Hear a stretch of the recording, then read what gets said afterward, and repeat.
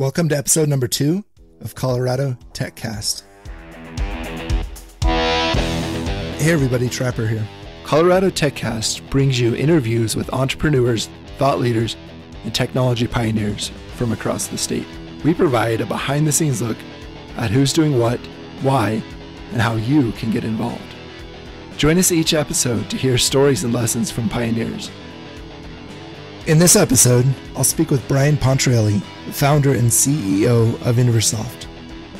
Based in the heart of Denver, Inversoft is a mature startup that has created a systematic profanity filtering product called CleanSpeak, as well as a highly scalable identity and access management product called Passport.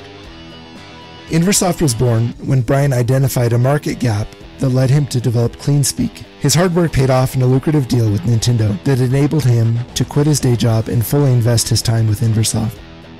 Brian has some great advice and interesting stories to share with us about the challenges and opportunities associated with entrepreneurship, building a team, and the tech ecosystem in Colorado. So let's get started. So I was working at a company called Names, and it was a startup based in Chicago, and it had one of those horrible startup names. So it was actually spelled NAYMZ. Right? Because names.com was taken. Yeah, exactly. Right. Yeah, and they aren't going to be able to afford to register that.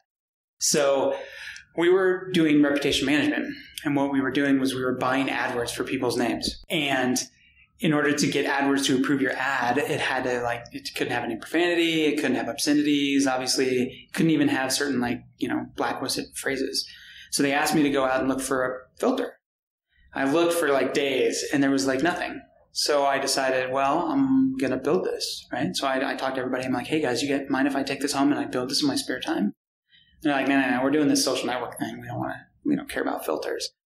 So I started working nights and weekends and built the product. And then after, about a year of tinkering and working in the margins, I got a product and I launched it. Mm-hmm. And so that was our first product that was called CleanSpeak.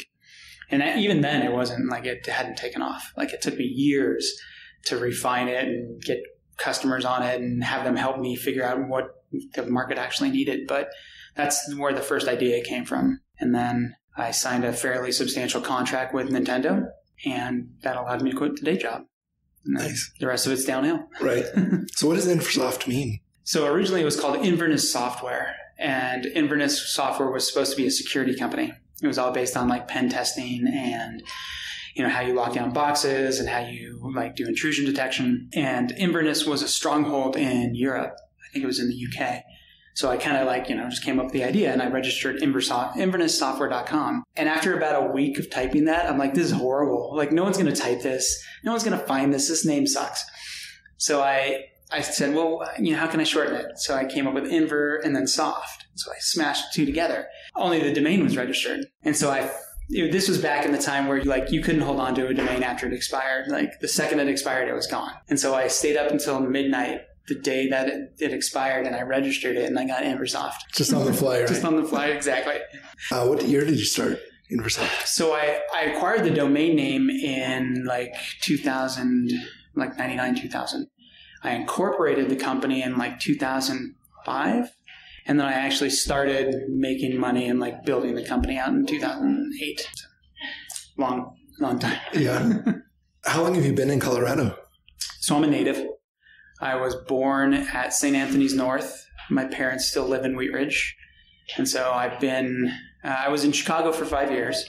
So my wife was getting her PhD out there. So we moved, and then we moved back. So technically I've been in Colorado for 41 minus 5. So 36 years. So has the tech community changed much? Yeah, since the 2000s. 2000 or 99 was the .com. That's right. Yeah. So I was at a company in Boulder called Exor, and definitely saw some .com bubble action. Right? Mm-hmm. Got acquired, bought all these other companies, and then a couple years later they went out of business. Well, they got acquired, but basically they had nothing left. Yeah. And so the things have changed dramatically. I mean, we had Storage Tech, and we had Sun, and we had IBM, and a couple of other fairly large companies. But it was very corporate. And then obviously during the .com, things ramped up really quickly, and then it sort of crashed. And it took a number of years to claw back out of that. And then we sort of saw this resurgence of technology companies in Colorado and tons of startups, tons of big businesses, and like things really started to scale. And it kind of focused on Boulder for a while. And then all of a sudden, like out of nowhere, Denver just popped and everyone started moving to Denver. People moved from the Springs and from Boulder, Loveland, Fort Collins down to Denver. And so then Denver got this huge resurgence, which was pretty awesome. And that was, I don't know, I would say like 2008, maybe 2009-ish. And then it really hit its stride in like 2011, 12. What's the cause of that? Like, what do you credit the boom here? Second boom? Yeah, I don't know. We've never really had a whole lot of VCs. We have some decent ones, so they help. But I don't think they were a huge contributing factor. But I do think that's not true. I think like Techstars and Foundry really did help solidify Boulder as a big technology hub. And then I think what ended up happening is Boulder got so expensive, people got sick of it, and they just decided, I'm going to move down to Denver, right? It's cheaper. It's centralized, so I can get people from down south, I can get people from north, and they can all, sort of commute into Denver as long as you don't park. Yeah, parking is ridiculous. So I was in Ohio in 2009 to 2011, and I'd been here before. I moved here in 99. So I was always kind of interested in the startup scene, and I found Brad Feld's blog, and I started reading that. So I read him for probably 2 years before we moved back to Denver. I got back here, and I'm like, so much has changed. I left in 2006, and there wasn't a whole lot of stuff going on. But I came back, and I'm like, there's so much tech going on here. It's an exciting time to be here again, for sure. Yeah, I think the community helped. Feld, In-Group, Techstars, Boulder Startup Week, which started before Denver Startup Week, and then Denver Startup Week built in. So we've just had like these huge communities started to pop up, and they help these entrepreneurs navigate everything. Don't get to the point where you decide not to start your company and you stick with your day job, or you start your company and you immediately go under. So I think that's helped a lot. So what's the history of Denver Startup Week? So Denver Startup Week is about 5 years old now. I think this is our 5th year. I'd have to go check on that. It's either 4th or 5th. And it started with Eric Matisik, Ben Data, and a couple other guys just sort of sitting around for beers talking about trying to do the same thing that Boulder did, but do it like much better, right? A little bit bigger, more organized, bigger sponsors, a lot more activities. And the first year they kind of threw it together in a couple of weeks, and I was a little bit involved, but not very much. And then the second year they asked me to come on and manage the entire sponsorships, right? We wanted to raise, I forget, $150,000. First year, I think we raised like 20 or 30. And I said, sure, I'm on board. So when we did it, and I think we actually generated a little bit more money. And then the year after that, we raised like 200,000, and then 250, and then 300. And so it's a huge community effort, and everybody's volunteers. But I think it's starting to get a big enough name now where people are just on board no matter what. It's reached critical mass at this point where it's a real thing now. Exactly, and actually, it's going to reach the point where it's too big because there's not a whole lot of spaces in Denver that can accommodate like 1,000 people at a time. And so we're constantly having events where people just get turned away. They'll have a capacity for 200 and they'll be standing room only, and then they'll have to close the doors because the fire marshal would kick us all out, right? So that's a good problem to have, but at the same time, at some point we're going to have to figure it out, and we're going to probably have to change the system and maybe start looking at the convention center and other, hotel ballrooms and those sort of things for events, because we won't be able to accommodate them in WeWork. Because right now it's just held at different parts downtown, right? Yeah, we've tried to keep it based around the community. So local startups or larger companies can offer space. And then we also use like UCD offers us a lot of space, which is really helpful. And then we use like LA Calkins and a few other spaces. But it's all just the community just donates their space, and the community submits their papers and their sessions. Community votes on it, and then we sort of build a schedule and off to the races. So it's pretty much led by the community. Can you talk about how you created CleanSpeak and Passport kind of from a product details perspective? Yeah. So talked a little bit about how CleanSpeak started, but I think one of the things that really helped when we were building CleanSpeak and where we actually figured out what it was we ended up working with a lot of customers, and they gave us these huge list of requirements. They said, we love your product, but we needed to do these 20 other things. Or we think it's really cool technology, but it needs to do something a little bit different. So we worked directly with customers to refine the product and build it into what it is today, right? So that's a huge benefit, especially like to any entrepreneur that's starting. It's like, ask your customers what they need and then build that, right? And usually you can get them to pay for it too. So we've had a number of companies that have come along and said, hey, can you build out these 20 features? And we're like, absolutely. Can you help pay for that? And big companies are usually like, yeah, that's fine. Because they understand the metric of people, right? They outsource a lot of things and they have consultants all the time. So if you say it's going to cost us $100 an hour to build this feature and it's going to take 6 weeks, that makes sense to them. And then you just roll it into the product and they're happy to pay for it. So that's one of the big ways we've been able to grow CleanSpeak as a product. And it grew it from this simple profanity filter to like an end-to-end moderation tool. So you can do everything from like monitoring bad behavior, disciplining users, watching trends over time as users come and go, or as, they're being bigger and bigger bullies, for example. And so it really is helpful for companies to be able to use that to moderate their users. And then the other product sort of grew out of that. We asked a lot of customers, what other pain points are you having and when it comes to users? And a lot of companies said, well, we're having these problems managing users, but also just logging them in and registering them. A lot of times they built their own custom identity and access management, and it's never done the right way, right? Not to scale. It doesn't scale. It's not secure. It's really hard to manage users. So we have one customer that, in order to discipline a user, which essentially locks them out so they can't, access their account, it's like a 27-step process. And there's a checklist, and like their customer service reps and their moderators will go through this checklist process, and it's laborious, and it can take 20, 30 minutes just to lock a user's account. For a single user. For a single user. So you can't scale that to Pokemon Go. Yeah, exactly. It's not scalable, and it's challenging, right? Because you gotta lock them in the game, you gotta lock them in the forum, you gotta lock them out of the website, you gotta open up a support ticket, you gotta update this role, you gotta log into this spreadsheet and update this field, and you gotta keep notes. And we just said that there's got to be a better way to do this. It's got to be easier. So we figured if we can provide an identity system that does a lot of that work for you, and it can broadcast out events to these other backends that can, update user profile and databases, and then we can hook that into CleanSpeak so the two products are sort of working seamlessly, that's a huge benefit to companies. And so that's what we built. So we built Passport with the idea that we want to alleviate some of these pain points and frustrations that these companies have with either custom-grown solutions or third-party solutions that just aren't designed for what businesses actually need. There's a ton of solutions out there that are great at logging people in and keeping passwords secure, but they're horrible at user management.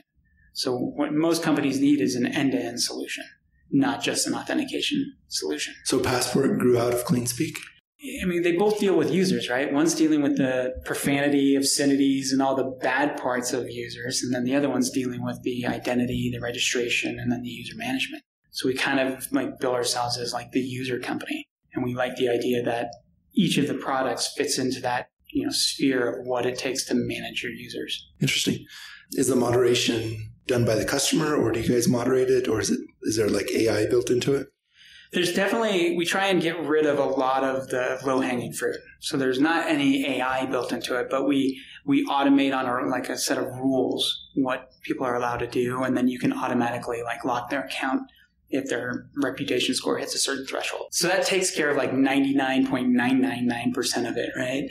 And then you just have a moderator looking at that small fraction that's left, which is the gray area, and they'll log in, they'll look at the user's account, see if they're being a bad actor, and then they'll, discipline them or lock them out or take some action. That's how Passport works, right? We try to design it so it's like a human-computer interaction rather than a completely automated solution, because most of the time, completely automated solutions never work. Tell me more about Inversoft, how many people, how big you are, what your growth plans are, if you can share any of that. Sure, absolutely. So this year, we're kind of calling our year of high growth, right? So we've realized that Passport has a fairly substantial market. There's a lot of people buying these type of identity and user management tools. And we're starting to see that, and we're starting to see more and more deals. So right now we're 10 people, and we're hiring like 3 to 4 in the next couple of months, but we're looking to double the size of the company by the end of the year or in the next 12 months. And that's going to be a fairly substantial growth for a company that's been sort of the same size for the last 4 or 5 years. And that's really because we focused a lot on CleanSpeak, which is a great product, but it's not a huge market. And now we're focusing on Passport, which is also a great product in a huge market. So it's going to really lead to that explosive growth, if you will. Yeah. So your role is going to change quite a bit from what you've been doing previously to the next couple of years, right? Yeah, I've been coding, right? So I've been coding, managing, doing finances. I've sort of been wearing a ton of hats. And this year, I've sort of promoted one of my guys to CTO. So he's taking over most of the technology. We're hiring 2 to 3 devs. So we're going to grow out that team. I hired a chief product officer. So he's managing product and some marketing components. I hired a VP of sales to offload a lot of that. So I'm going to kind of take a step back and be more of that true CEO rather than getting down in the weeds as much as I do. And I'll still focus quite a bit on finances, but most of the day-to-day tech and sales and marketing pieces will be offloaded to someone else. So you can take on more of a strategic role than before? Yeah, I'll do a lot of strategy, business development, trying to figure out how to position ourselves and get us to grow as quickly as we can. So did you always want to run a company or want to be a coder? Or? Yeah, I mean, I'm pretty good at coding, and I've been doing it for 20 years or so. So it's kind of my bread and butter. But my dad was an entrepreneur. My grandfather was an entrepreneur. And I just grew up in that environment, right? So I've always wanted to try running a company and see what it looked like. But at the same time, if code needs to get cranked out, I can sit down and I can sling code pretty well. It's always a good backup skill to have, right? Yeah, exactly. There's never going to be a lack of people that need to write code. Yeah. So with all the tech growth in Denver, is it hard to find talent or find good people? It's challenging for sure. I think developers are slowly falling into 2 main categories, and that's the devs that can write code and write features and sort of understand how to crank stuff that works well to the end user, right? People that can do Angular or even Node, small little feature bursts. And then there's the other side of it, which are sort of those more true computer scientists and like heavy duty engineers. They understand how to write algorithms. They understand data structures. They really understand systems fundamentally. And we've traditionally hired the systems people, right? The lower level, the more engineering focused. And the reason we do that is that it's easy to throw them into whatever you want. You can say, hey, go learn this language. They'll turn around, they'll learn the language in a couple of days, and they'll be efficient. We don't have as much like quick feature development than a lot of other companies do. We do have some of that, but we also have sort of system level development that we need done. Those system level people are very difficult to find. Right? You really have to do some pretty heavy duty interviewing. And we're digging into everything. So we're using Indeed, built-in, LinkedIn, and even still after 30 phone screens, you might only find one person, right? So it's a challenge. Are those local people, or are you guys recruiting nationally? We pulled in a few people from other states, and we're hoping to find more and more local people, right? We like people from Colorado, and we like to support Coloradans, but they're challenging to find for sure. And a lot of them have jobs, right? So you got to go poach. That happens. Have you lost anybody at other companies?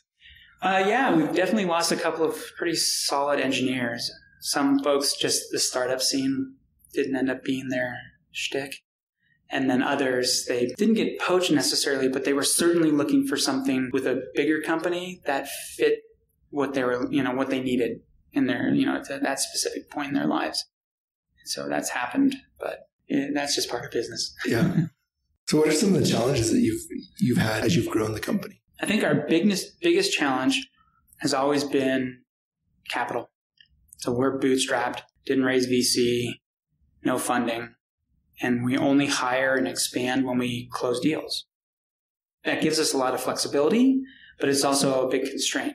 And I think this year, as we've seen our growth go up and up, I think it's going to be a whole different world for Inversoft, right? We're going to be able to execute a lot more effectively because we're gaining really good customers quickly. So it's going to be pretty exciting. Looking forward to hiring 20 people, It's going to be great. So have you ever considered taking VC money? Yeah, I've considered it pretty much every year since I started, right? And it's like every year I see the needs that we have. I'm like, gosh, if I just had 4 more engineers, what I could do with that versus the, bank account. So it's been a challenge, but I think the thing that's kind of kept me being bootstrapped is the ability to sort of do whatever we want and the ability to really bring people on. And that's part of our culture now. It's like, listen, we can kind of do whatever we want and we're going to work with customers and they're going to help us figure out what we want to do. But we don't have a board that's telling us what to do. And we don't have a board helping us, fit into the mold of being sold in 5 years. That's a big win for us. And I think everyone that's on board at this point really agrees with that culture piece. And I think it just fits. So what is the culture of Inversoft? I mean, you guys are 10 people now? Yeah. It was still kind of scrappy. Right? Everyone sort of does whatever it takes to get going. But everyone's pretty fun, right? And we got a good sense of humor. We all joke around. We'll go out and, go to Top Golf together and do those sort of things. So I think it's a good balance of cranking out work and then having fun at the same time. Yeah. So what's the best part of your job? I guess the ability to build something from nothing. It's pretty cool. And getting other people to help me out that are passionate about it. That's also pretty exciting. And then the rest of it's just tedious. Yeah. The rest of it's actually like implementing it or, trying to sell it, right? That's the hard stuff. But actually building it and getting it done and building a process around how you're going to do everything, that's pretty cool. And a lot of times that just gets handed down by the company. But since we are all the company and we're all sort of the founders, we get to decide how to do it ourselves. So that's cool. Actually build something that you get to see. I mean, you mentioned a couple high profile customers, right? To know that your engine's behind their products. That's cool. Yeah, it's kind of shocking, really. I mean, if you think about it, we're just about 10 people and we have companies like Disney and Pokemon, Comcast and Quicken, and like these huge names. And people are always saying like, how can you be so small and have these huge companies using your products? And a lot of them rely on it like every day, 24/7, 365 to manage their communities and now to manage their users. And it really comes down to the technology itself. Like one of our mottos is like, we just don't ship crappy code, like ever. So we've had systems that have been running for like 3 years with 0 downtime. And that's just a testament to the fact that we like build really, really good products. And that's kind of distilled down into everything that we do. Again, another kind of cool aspect of working for a small company is you can make those decisions. We're not trying to get to MVP. We're not trying to shove new features and new products out the door every week. Like we take the time to invest in good technology and good code. You don't have earnings releases that you gotta hit, right? Right. And we don't people keep happy. And we don't have product timelines. It's like, hey, how long do you think that feature's gonna take? A week. Okay. After a week. You done? No, I need 2 more weeks to make it correct. You're like, take 2 weeks, Well, I'd love to have it done right now, but if you tell me that it's going to be better 2 weeks from now and you're not going to have to recode it in a year, I'll give you 2 weeks. Because in the long run, you end up saving time, usually. You build things right from the get-go, and then a year later or 2 years later, you're not going to have to rewrite it from scratch. How do you hope to keep that same level of dedication and focus as you grow? From everything I've heard and read, it's really hard. Right? And it has to be fundamental in the culture and from the top down. So that's why the CTO I hired has the exact same mindset. And the developers we hire, we try to instill into them that exact same mentality. And it's a daily thing. It's like we're not going MVP. We're not trying to push this out just to see if it'll stick. We believe that this is a good feature, a good product, and we're going to build it the right way from the get-go. So it has to be in your culture. Do you ever have customers pushing for features and timelines you just can't realistically meet? Sometimes. We've had some customers ask for stuff in a week or two turnaround, and we just got to work long hours to get that stuff done. But because the foundation of the software is sound, it makes it easier for us to build features quickly now. So we've got a lot of conventions and coding patterns, and we have a release process where you literally one click, 30 minutes later, the release is ready for download. So because we've built out all those processes over the last 7 years, we usually can meet timelines, even if they're really tight. Sounds like you have a really stable foundation to build upon, right? Yeah. And some people call us crazy, but we build a lot of that ourselves. And a lot of the rule now is like, pick everything off the shelf that you can. Don't build anything that's not core to your business.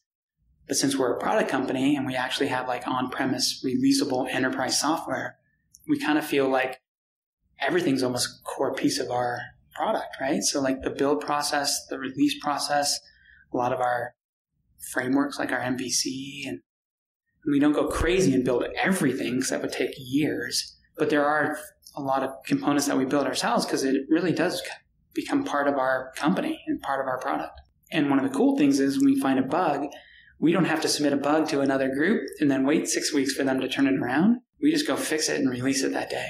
So there's a lot of benefit to doing that. So what are some life hacks or kind of tricks that help you squeeze more work into the same hour everybody else has? So I do a talk most years at Denver Startup Week. I'm not doing it this year, but I've done it for like the last 3 years, and it's called Productivity Hacks. And so one of my favorite is learn the shortcuts. If you don't know the shortcuts for the tool that you use the most, you're losing almost an hour a day, would be my guess. Also learn how to type. So touch typing, most people don't know what that is, but like, fingers on the home row and you're using all your fingers in the correct way, Mavis Beacon teaches typing, right? Style. Like learn how to type. So those two things in combination will save you hours a week. And it's amazing how many people, especially that use a computer every day for work, just refuse to do those two simple things. And they're not simple, but like give yourself a week or two and you'll figure it out. And then your productivity will just skyrocket. So I take it you're a fan of the VI editor? I can VI. I'm not great at it. The tool I use the most is called IntelliJ for coding. And then I use, just Mail for, checking email and stuff. And I know almost every shortcut in both tools. So I'm pretty fast at them. And I try not to use my mouse. So that's another little hack I tell people. It's like, if you're using the mouse for most of what you're doing, like, you're clicking the button to create open up a new mail or creating a new file or opening a new tab, stop. Take your hand off the mouse, learn the shortcut for that, and keep your hands on the keyboard. And then you'll save hours. Just squeeze more work into it. Yeah. You literally can. And the faster you if you can get close to 100 words per minute typing, you're going to shave a lot of time. You read books? Oh, I love books. Yeah. What do you like to read?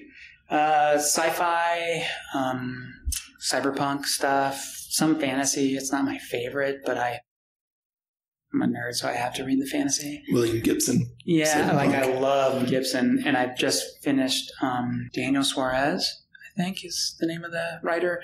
He wrote Demon and then Freedom, and it's sort of this 2-part book series. That was great. And then I'm a big fan of Snow Crash and that sort of stuff as well. Ready Player One is like one of my favorite books. I've read it like 12 times. So yeah, I'm a big fan of cyberpunk. Any blogs or any? I do follow a couple people on social media, your standard entrepreneur goodness, like Stephen Case and those folks. They always have pretty good tidbits, but I sort of just wait until my network sends me blogs to read, and then I read them because it's kind of hit or miss, right? Like you can follow one guy's blog, but you kind of have to wade through a lot of articles to get to the nuggets. So I just, I follow people on Twitter that I respect, and usually when they tweet a blog, I go read it because I'm like, yeah, this is important. It's already vetted. It's already vetted. Yeah. I don't have time to read all of them. So I let other people filter it for me. And I use Google Alerts a lot too. So I've got like 30 or 40 Google Alerts, and anything that pops up, I'll click on it. And usually they're keywords, right? So it's like user database or, identity management, integration. Like I'll read those because those are people that are like feeling some pain and writing a blog about how they solved it. And those are usually really beneficial. So it kind of helps you stay attuned to the market too, right? Yeah, definitely. Yeah, we actually find out about a lot of either tools we need to use or should be looking at, and then a lot of competitors or just competitive knowledge that way. Google Alerts is great, and it works really well for sales too. So what are some of your favorite restaurants or breweries? So I think my favorite local brewery, there's a couple of them, but I think the one that I like the most is Avery. They do this thing every year called Rumpkin, and it's one of my favorite beers. It's essentially like a high-gravity pumpkin ale that's aged in rum barrels. Sounds delicious. It's insane. It's so expensive. It's like $10 to $15 for a 12-ounce bottle. So they'll brew it, and then they'll take a reading of the alcohol content before they put it in the rum barrels. And then it goes straight from rum barrels to bottle to shelf. And they don't have time to adjust the ABV that's listed on the label. And so usually what you can do is whatever it says, you add like 2 to 3. And usually it's like 17. So you can just figure it's like somewhere between like 18 to 20. So it's an insane beer. That's ridiculous. It's ridiculous because most beer is like 6, right? Yeah. And this is like getting close to 20, but it's delicious. Just don't drink more than one. Do they sell them in big bombers? Or No, it's literally they only sell them in 12 ounces, and you can only buy one. Like it doesn't come in a 6-pack. It'd be like $70 for a 6-pack or something. But yeah, they sell like just individual 12-ounce bottles for like $12 or whatever.